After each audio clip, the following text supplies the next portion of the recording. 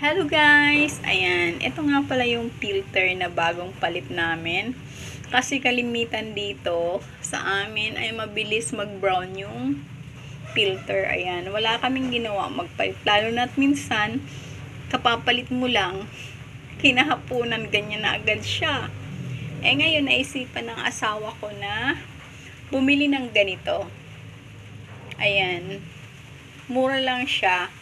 Kung magpapalit man, di ito lang ang papalitan. Ngayon, bago dumaan dito, syempre dito na muna. Ito na lang yung magba-brown. At ito naman, matatagalan siyang mag-brown. Ayan, yun ang kagandahan naman nito. Eh, wala kaming ginawa. Magpalit, gawa ng ang bilis mag-brown. Kaya ang nangyayari, palit ng palit.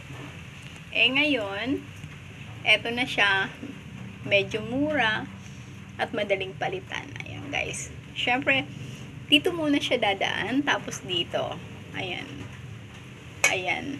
Ayan. Ganyan siya. O, diba? Ayan nga o. Tingnan nyo. Kapapalit lang neto kaninang umaga.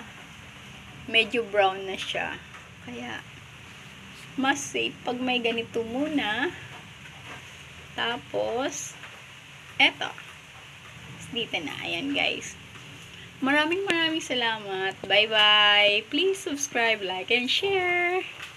Thank you guys. God bless.